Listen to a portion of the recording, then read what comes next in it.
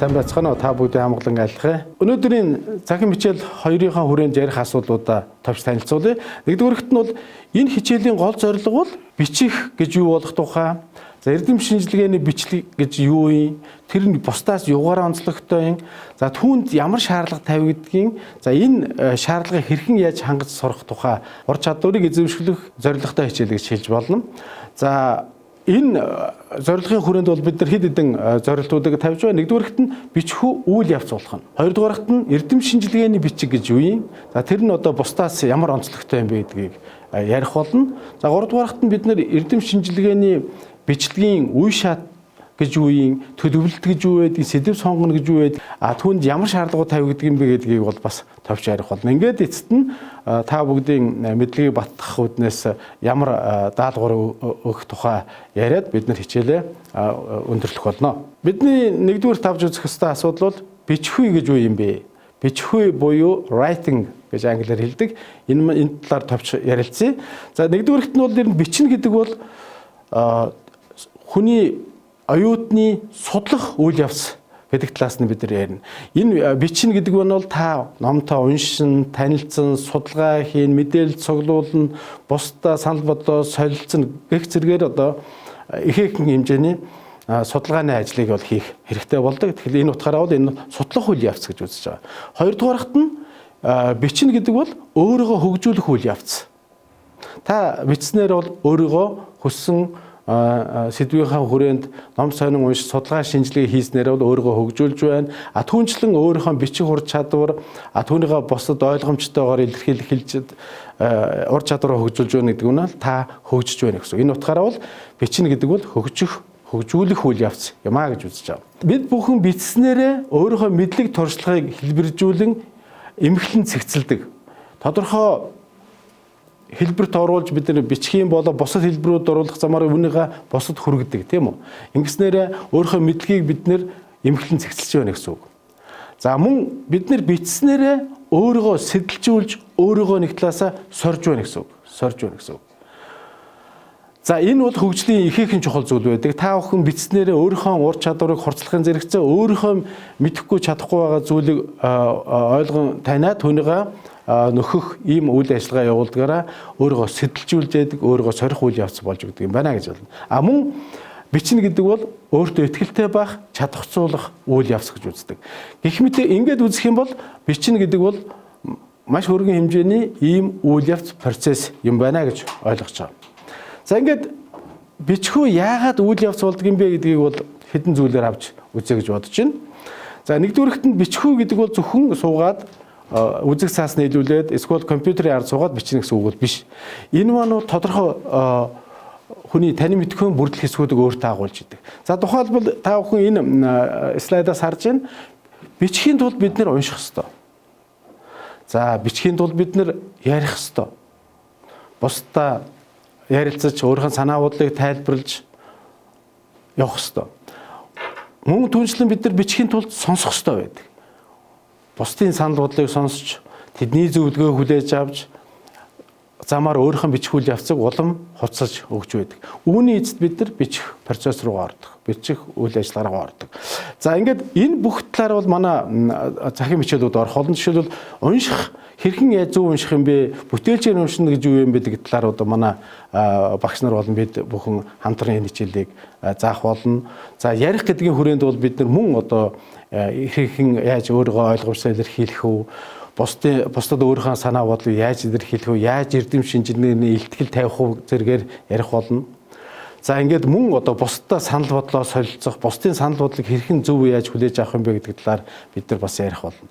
Бичнэ гэдгийг бол бид нар маш өргөн хүрээтэйгээр авч болно. Энд хувь хүний өдрийн тэмдэглээс ахуулаад хувийн загтал, харилцаа оруулахын зэрэгцээ мөн эрдэм шинжилгээний өгүүлэл бичих, диплом, диссертац бичих, ном зохиол бичих гэх мэтийн ийм өргөн утгатай зүйлүүд байдаг байна. За тэгэхээр энэ өргөн утгатай бичхүйд бол нийтлэг хэд хэдэн шаардлага тавьж идэг. Нэгдүгээрт нь аливаа бичсэн, та номч бичсэн бай, та загталч бичсэн бай, та төмдөглөн дэвтэр хөтлсөн бай, таны бичлэг бол ойлгомжтой байх ёстой. Мөн таны бичлэг бол логик уялдаа холбоотой байх ёстой.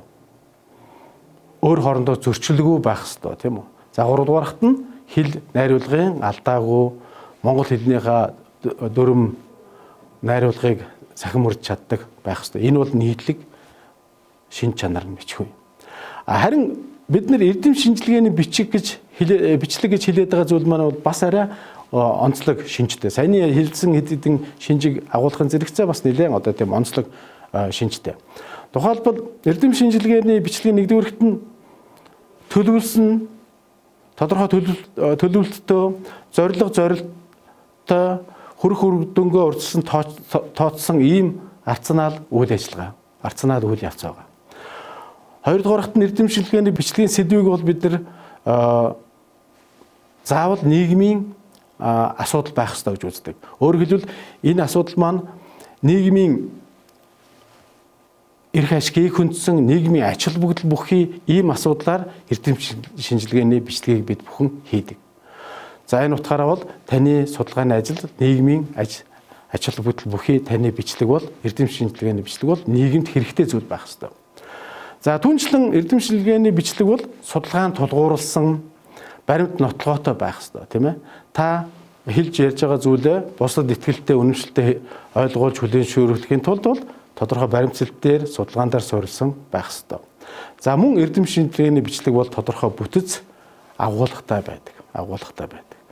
За мөн эрдэм шинжилгээний бичгийг эрдэм шинжилгээний бүтээлийг бид бүхэн бичихтэй бол ишлэл зүйлд ашигладаг холбогдох их сурвалжууд ном зүгээ зааж өгдөг. Үүгээрээ эрдэм шинжилгээний бичлэг маань одоо бичлэгийн бусад хэлбэрүүдээс бол ялгаатай байна. Бичлэгийн үр дүн тэгвэл ямар бүтээгдэхүүн гардаг юм бэ гэж. Энэ бол эрдэм шинжилгээний бүтээл гардаг юм аа гэж хэлэх ёстой байна.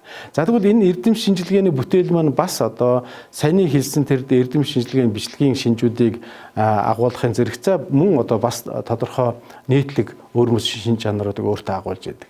За мэдээж түрүүний хэлсэнчлэн эрдэм шинжилгээний бүтээл бол өөрөө итгэл үнэмшилтэй, логик гаргалгаатай байх ёстой. За энэ утгаараа бол тийм арцнаал буюу зорилготой тодорхой үр дүнд тулгуурласан тийм арцнаал шинжтэй байх ёстой. Мөн логик сэтгэлгээнд суурилсан дотоод аливаа зөрчилгүй байх ёстой тийм үү.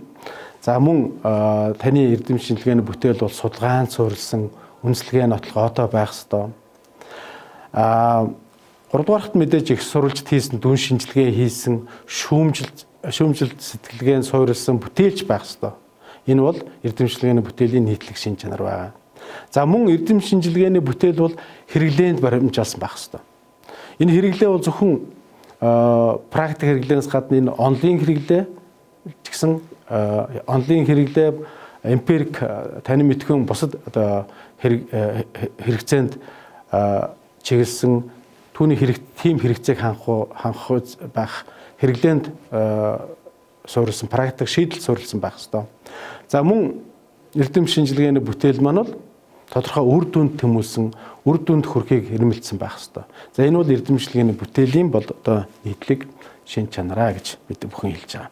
За энэ слайдн дээр бол та бүхэн харж байна. Энэ бол эрдэм шинжилгээний бүтээл гэдэг бол оюутны эссээгээс авахуулаад диссертац шинэ бүтээл хүртэл гэсэн ийм өргөн утгатай гэж бол би ойлгодог. За энийг одоо оюутны буюу дээд боловсролын зэрэг олох хөтөлбөрүүдтэй холбож авч үзэх юм бол жишээлбэл бид нар бакалавр, магистр, докторант гэсэн ийм шатсан дээд боловсролын тогтолцоо Монгол улсад үйлчилж байгаа. За энэ шат болгон бол эрдэм шинжилгээний тодорхой бүтээл тойрохыг шаарддаг. За тухайлбал оюутны бакалаврын зэрэг горилж буй оюутан мөн эрдэм шинжилгээний бүтээл тойрогддог юм байна. За харин энэ бүтээлийн онцлог нь бол төвшин арай өөр. Тухайлбал бакалаврын ажлын хүрээнд бол оюутан тодорхой нийгмийн асуудлыг олж хараад түүнийг асуудлыг дэвшүүлж идэг. За мөн тэр асуудлыг шинжилж дүгнэж үздэг. За энэ бол бакалаврын ажил эрдэм шинжилгээний ажлын нэг онцлог байна. Харин магистрант оюутны эрдэм шинжилгээний бүтээл бол тодорхой мэдлэг бий болгож мөн түүний шийдлийн талаар өөрийнхөө санал бодлогыг дэвшүүлж яадаг. Энэ бол илүү агсан төвшинж явж байна. Харин докторийн бүтээл, докторийн одоо хүрээнд хийж байгаа ажил бол шинжилгээ ухааны мэдлэг бий болгохын зэрэгцээ түүний шийдлийн хувилбаруудыг санал болгож тухайн асуудлыг хэрхэн яаж шийдэх юм бэ гэдэг юм шийдлийн хувилбаруудыг ишүүлж яадаг. За 3 дугаарт нь энэ эрдэмчлэгийн бүтээл бол нэг талаасаа өөр инновацийн шинж нартай байдаг. Өөрөөр хэлбэл нөгөө шинжлэх ухааны мэдлэгийг эргэлтэнд оруулж тодорхой эрэлт хэрэгцээг хангах чиглэсэн ийм практик үйл ажиллагаа болгож өгж байгаа зүйлийг бол бид нар инновац гэж үздэг. Ингээд үзэх юм бол эрдэм шинжилгээний бүтээл хэдийгээр одоо нийтлэг шинжүүдийн зэрэгцээ төвшнөөрөө агсан багаас одоо дээшээ өндөр төвшин рүү агсан хэлбэр явж байгааг бол бид нар харж байгаамаа. За энэ утгаараа бол оюутны хийж байгаа эрдэм шинжилгээний бичих ажлын үр дүнд гарч байгаа зүйл болгоныг бол бидний нэг талаасаа эрдэм шинжилгээний бүтээл гэж үзэж байгаамаа гэдгээ дахин давтаж хэлье. Эрдэм шинжилгээний бичлэг бол өөрийн гэсэн төлөвлөлттэй байдаг, өөрийн гэсэн үе шаттай байдаг гэж. За бол бид нар үндсэндээ нэг 7-8 үе шатыг бол авч үздэг юм. За энд нэгдүгээрт нь та аливаа зүйлийг бичихин эрдэм шинжилгээний бүтээл тойрохын өмнө бол үйл ажиллагааныхаа товч төлөвлөлтийг гаргах хэрэгтэй байдаг. Энийг бол бид нар англи дээр planning гэж ярьдаг тийм ээ. За энд таны эрдэм шинжилгээний бүтээл хийнэ гэдэг маань бол тодорхой танаас цаг хугацаа, тодорхой үе шатууд, тодорхой хүчин чармаал шаардах учраас энэ бүхнийхээ төлөвлөх хэрэгтэй байдаг. Та ямар хугацаанд ажлыг хийх юм? За энэ ажлынхаа хүрээнд одоо юу хийх юм? За энэ ажлын одоо төгсгөлд нь ямар зорилтыг биелүүлэх юм, ямар үр дүнд хүрэх юм бэ гэдгийг бол маш энгийнээр томьёолж бичих хэрэгтэй байна. За магадгүй зарим хүн богдож магадгүй эссе бичихын тулд би яагаад ийм төлөвлөлт хийх ёстой юм бэ гэж. Гэтэл энийг бол заавал хийх ёстой. Яагаад гэх юм бол ийм төлөвлөлт хийнэ гэдэг нь таныг эрдэм шинжилгээний бичлэгийн зөв хандлага тогтоох чинь тусалж байгаа учраас их баг гэлдэггүй заавал та бүхэн энэ үйл ажиллагааны товч төлөвлөлт буюу план гэдгийг бол заавал хийхийг би бол зөвлөж байгаа. За ингэж төлөвлөлт хийсний дараа бол бид бүхэн эрдэм шинжилгээний бичлэгийнхаа судлах асуудлыг сонгож сэдвээ томьёолох шаардлагатай болж байна. За энийг бол англи дээр selection of problem and topic гэж хэлж байна.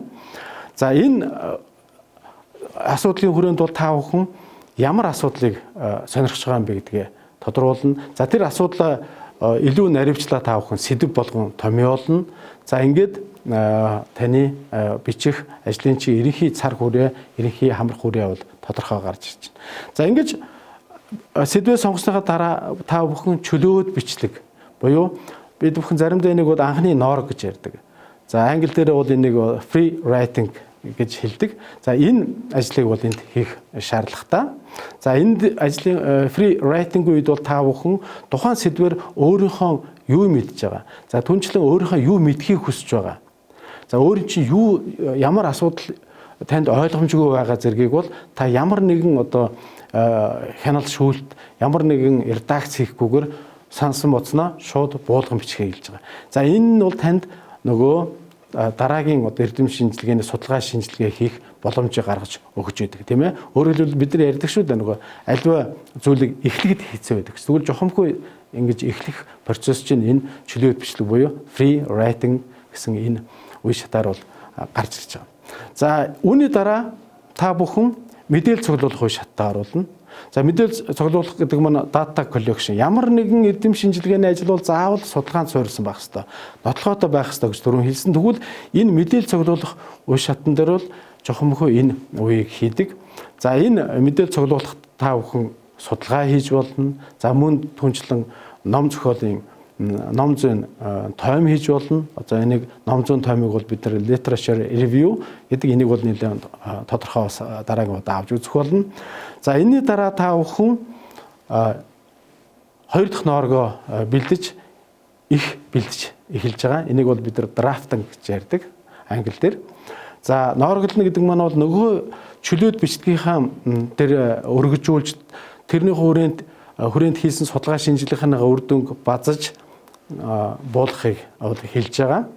За ингээд их бэлдснийхаа дараа бол бид нэр редакторлох гэж зарим тохиолдолд хэлдэг. Ариутхан шүүх буюу editing хийх хэрэгтэй болдог. За энэ дээр бол та бүхэн нөгөө чөлөөт бичлэг за түүний дараа ноорглох их бэлдсэн ажил дээр хэл найруулгын талаас, лого хэлтэй холбооныхын талаас за мөн түнчлэн бусад эрдэм шинжилгээний ажлын тавигдах шаардлагын үүднээс бол ариутгын шүүгээд редакторлж өгдөг. За ингээд энэнийхээ дараа бол та бүхэн төгсгөлийн хувилбараа боловсруулж ярьж байгаа. Энэ маань finalizing гэж хэлдэг. За төгсгөлийн хувилбар гэдэг нь бол хэвлэлтэн шилжихт одоо хэрэглэгч төрөхт одоо бэлэн болсон үеийг бол хэлж байгаа. За одоо ингээд саяны үе шат тулган дээр нэг товчхон тайлбар өгөө явуулчих гэж бодож байна. За тэгэхээр эрдэм шинжилгээний бичлэгийг төлөвлөнө гэж юу хэлж байгаа юм бэ гэж. За төлөвлөлт гэдэг бол ерөөсөө л түрүүний хэлсэн эрдэм шинжилгээний аливаа бүтээлийн сэдэв сонгохоос ахуулаад тухайн бүтээлийн төгсгөлийн хувилбарыг боловсруулах хүртэл уншигч төрөх хүртэл бүх үе шатыг бол орчлон тооцсон төлөвлөхийг бол хэлж байна. За тэгэхээр нэгдүгээр та бүхэн төлөвлөлт хийхдээ бол та өөрийнхөө мэдлэлд байгаа боломж олцоогоо тооцож үзэх хэрэгтэй болдог. Нэгдүгээрт нь цаг хугацаа. Хэдий цаг хугацаа танд байгаа, тухайн ажлыг хийж гүйцэхэд хэдий хугацаа танд хэрэгтэй, эсвэл цаанаас хэдий хугацаа танаас шаардсан. За түүнийхээ хэдэн хувийг энэ ажилдаа зарцуулах юм, яаж зарцуулах юм гэдгээ бол тооцож үзэх хэрэгтэй болж байгаа. Тийм ээ? Цаг хугацаа гэдэг бол хязгаар ямагт хүний хомс баялагын нэг байдаг учраас энэ тооцоог заавал хийх хэрэгтэй болдог. За ингэснээрээ та бол нөгөө хугацаанд хийхгүй байх, хоцрогдсон эрсдлээс зайлсхийж чадна. Нөгөө ангийн ажлаа бол цаг хугацаанд нь шалгуулж, эсээг багшдаа цаг хугацаанд нөгж үнэлүүлж, эрдэмчлэлийнхаа өгүүлгийг тухайн сэтгүүл гарахаас өмнө амжиж одоо хянан шүүлгэж хэвлүүлэх боломжийг хангах зэргээр бол таны эрдэмчлэгийн ажлын төлөвлөлтийг илүү зохион байгуулалттай болгож өгч байна. За түүнчлэн та төлөвлөлтөндөө бол таны мэдлэг ур чадвар хандлага тооцож үзэх хэрэгтэй байна. Зарим тохиолдолд бол үнэхээр тухайн бүтээлийг бичих мэдлэг ур чадвар туршлага эргэн харах хэрэгтэй. Танд энэ бүхэн байна уу?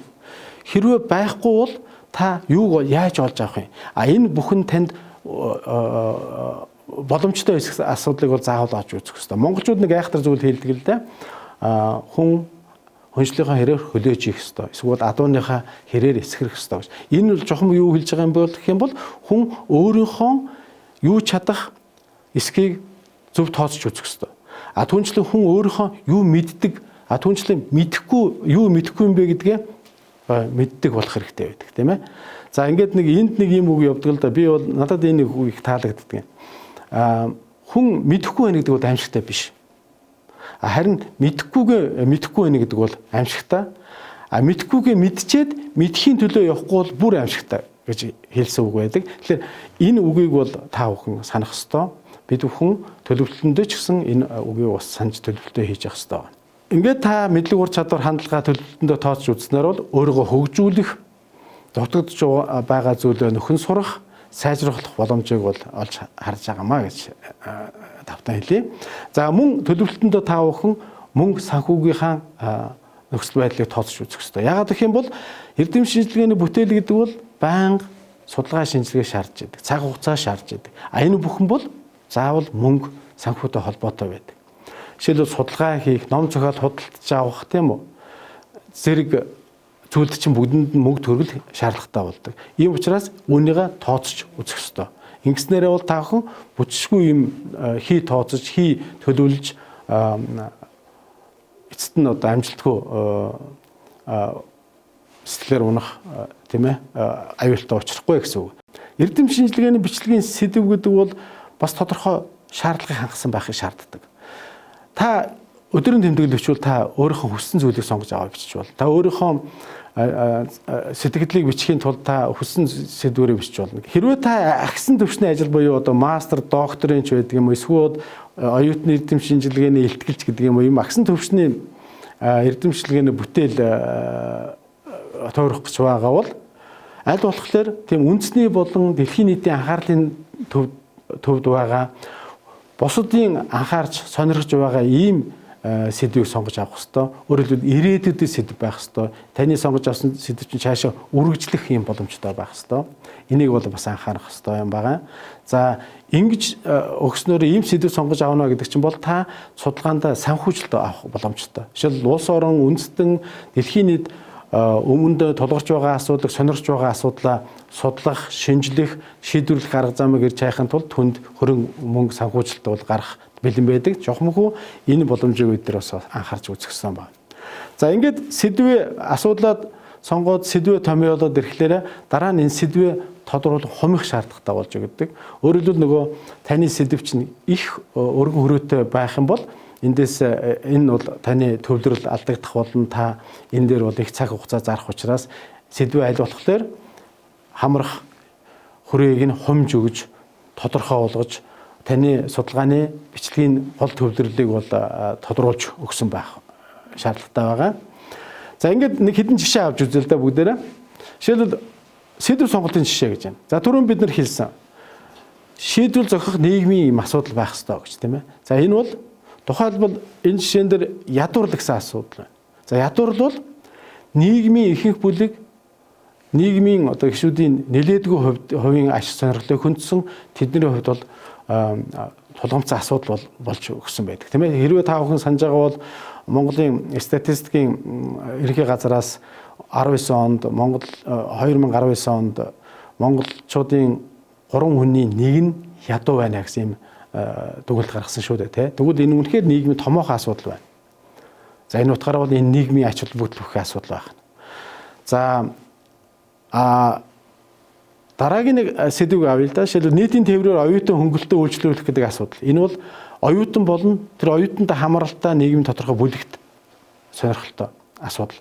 Магадгүй өөртөө оюутан хүүхдгүү өөрөө оюутан биш хүмүүсийн хувьд бол энэ нэг хамаагүй байж болно. Тэр хүмүүсийн аж сонирхол хөндөхгүй байж болно. Харин оюутан болоод түүнд хамааралтай хүмүүсийн хувьд бол ийм бүлгийн аж сонирхлыг бол энэ хөндөж байгаа юм тийм ээ. Тэгэхээр сэдв сонгохдоо нийгмийн аж холбогдол бүхий асуудал гэдэг бол иймэрхүү байдлаар өнцгөр авч үзэх юм байна гэдгийг бол та бүхэн анхаараа. За дараагийн шалгуур үзүүлэлт маань нөгөө санхүүжих боломжтой гэж үзсэн байгаа тийм санхүүжих боломжтой. За тухайлбал ядуур гэдэг бол нүүбийн 1900 хөгжлийн зорилтын нэг болсон байгаа. Энэ утгаараа бол дэлхийн олон нийтийн анхаарлын төвд байгаа дэлхийн олон улсын байгууллагад анхаарлын төвд байгаа асуудал байна. За нөгөө талаас энэ бол Монгол улсын засгийн газрын одоо зорилгод бол орсон ядуурлыг одоо 100% одоо устгах гэсэн ийм бууруулах гэсэн ийм зорилт тавьсан байгаа. За энэ утгаараа бол саяны одоо ядуурл гэдэг маань бол тухайн одоо нийгмийн асуудал болж хувирсан олон нийтийн анхаарлын төвд байгаа дэлхийн нийтийн анхаарлын төвд байгааг харуулж байна. Дараагийн одоо шалгуур шинж маань бол судлаачийн сонирхол боломжид нийцсэн байх ёстой гэсэн шалгуур байгаа. За энэгээр бол бид нэр энэ бол танд яагаад таалагдж байгаа, та яагаад энийг сонгож авч байгаа юм бэ гэдгийг бол бас үндсэлтэйгээр тайлбарлах боломжтой бол байх чадвартай байх ёстой. Магадгүй одоо зарим хүн энэ өөртөө тулгарч байгаа асуудал учраас би энийг сонирхож байгаа гэдэг юм. Эсвэл миний ойр дотны хүмүүст тодорж байгаа асуудал учраас сонирхож байна. Эсвэл магадгүй энэ бол энэ талаар бол судалгааны материалыг хийлбэг учраас надад энэ эрдэм шинжилгээний ажлыг бичихд бол хялбархан байх болно. За мөн зардал бага гарах учраас би нэг сэдвийг сонгож авсан гэж тайлбарлаж болно. Ямар ч байсан та бүхэн бол сонгож авсан сэдвийнхаа яагаад сонгож авсан бэ гэдэг талаасаа бас хувь хүнийхээ талаасаа зохиогчийн талаас бас хариулт өгөхийг эрхэмжих ёстой. За ингээд дараагийн шалгуур үзүүлэлт бол сэдвийг тодруулан хумих ёстой гэж. За энэ сэдвээ тодруулан хумснараа бол та бүхэн судалгааныхаа явцад хөл алдах хэд их өргөн хүрээний сэдв сонгож аваад одоо зөв баримжаагаа алдаж хөл алдах гэсэн энэ аюулаас сэргийлэх боломжтой болно. За тэгвэл түрүүн бидний авсан жишээгээр бол ядуур гэдэг бол маш өргөн хүрээтэй асуудал. За тэгвэл энэ сэдвийг хумж өгье л да. Хумж өгөх юм бол жишээлбэл оюутан гэр бүлийг ядуурлаас урьдчилан сэргийлэх арга зам гэсэн ийм байдлаар тодтогч гэж болно. Энэ бол одоо нөгөө ядуурл гэдгээ оюутны бүлэг гэсэн нийгэм тодорхой бүлэгтэй холбож өгөөд хүрээг нь хумжиж яах гэсэн үг. Тэгэхээр энд бол одоо бусад нийгэм бүлгийн ядуурлын асуудал биш. Зөвхөн магистр, доктор, бакалавр суралцж байгаа оюутан суралцагч хамаарсан ядуурлын асуудлыг авч үзэх юм байна гэж хэлж болж байгаа. Энэ бол сэдвийг хумих одоо жишээ болж байна. За ажлын зорилгыг тодорхойлох гэсэн нэг юм асуудал гарч ирдэг. За эрдэм шинжилгээний бичлэг болгон бол бүтээл болгон бол тодорхой зорилгыг агуулж идэг. Магадгүй зарим хүмүүс бол энийгээр шинжилгээ ухааны мэдлэг бий болгож чиглэж болно. Эсвэл тухайн асуудал дэвшүүлэхэд чиглэсэн байж болно. Эсвэл шийдлийн хувилбар боловсруулах, зөвлөмж боловсруулах, шийдвэр гаргахч нөлөөлөх гэсэн ийм зорилгыг тавьсан байж болно. Тэгвэл та өөрийнхөө бичлэгийн зорилгыг бас ингэж тодорхойлж өгөх ёстой. Жишээлбэл энд бол их олон зорилго байж болохыг бол харуулж байна. За ингээд үүний дараа бол та бүхэн тухайн эрдэмчлэгээний бичлэгийг хэн зориулж хинт хандаж бичиж байгаа юм бэ гэдгээ тодорхойлж өгөх ёстой. Өөрөөр хэлбэл та өөрийнхөө хандаж буй танхим хэрэглэгчээ тодорхойлох ёстой. Өөрөөр хэлбэл таны эрдэмшилгээний бүтээлийг хэн нэгэн ашиглах учраас тэгвэл ямар хүмүүст хандаж бичиж байгаа юм бэ гэдгийг урьдчилан тооцож бичлэгийнхаа үйл явцыг хянах боломжтой болох ёстой. Тухайлбал одоо та оюутнуудаа зориулж, ангийнхаа оюутнуудад зориулж илтгэл бичиж болно. Эсвэл олон нийт зориулсан илтгэл байж болно. Эсвэл бүр эрдэм шинжилгээний хурал дээр тавих илтгэл байж болно. Эсвэл тухайн асуудлыг шийдвэр гаргахад төрөх зөвлөмж боловсруулах ёстой байж болно. Эсвэл одоо олон нийтийн мэдээллийн хэрэгсэл одоо хандаж олон нийтэд хандсан байж болно. Гэх мэтээр хэрэглэгчээ бол тодорхойлж өгөх ёстой. За ингэж өгөх юм бол таны эрдэм шинжилгээний бүтээл нэлээд одоо агсан төвчнөх болох юм байна гэж ойлгож байна. За ингээд бид бүхэн бол энэ цахим хичээлийн хүрээнд эрдэм шинжилгээний бичих үе гэж юу байдгийг, за түүнд тавигддаг шаардлагууд, түүний үе шат зэргийг бол ингээд авч үзлээ. За одоо ингээд бид бүхэн даалгавраа оръё. За нэгдүгээрт нь бол та бүхэн мэдлэгээ батхыг хичээгээрэй. За дараагийн даалгаврын хэсэг бол төлөвлөлтөн дээр тулгуурлана. За төлөвлөлтийнхээ хүрээнд бол та бүхэн цаг хугацаа, бодит боломж нөөцөө ашиглаж төлөвлөлтөө бол хийгээрэй. За үүнийхээ дараа та бүхэн эрдэм шинжилгээний бичлэгийнхаа асуудлыг сэдвээр сонгож аваарай. За ингээд сэдвээр асуудлаа сонгоод түүнийгээ нарийсгад тодруулаад сэдвээ томьёолоод гаргаж ирээрэй. За ингээд төгсгөлд нь бол бичгүүн үе шат болгоноор одоо мэдлэг ур чадвараа сорж үзээд тулгарч байгаа асуудал гарах юм бол түүнийгээ бичиж аваад одоо багш болон өөрийнхөө ангийн оюутнуудтай зөвлөдөж шийдвэрлэх арга замыг ирж хайх хэрэгтэй. Гэсэн ийм даалгаврыг бол та бүхэнд би өгч байна. За ашиглах ном зохиолыг бол өмнөх цахим хичээлүүд нэг дээр өгсөн ном зохиолыг бол судлах хэрэгтэй. За мөн багш бол системээр нэмэлт материалуудыг PDF байдлаар та бүхэнд явуулж байгаа. Түүнтэй бас танилцаарай. За анхаарал хандуулсанд баярлалаа.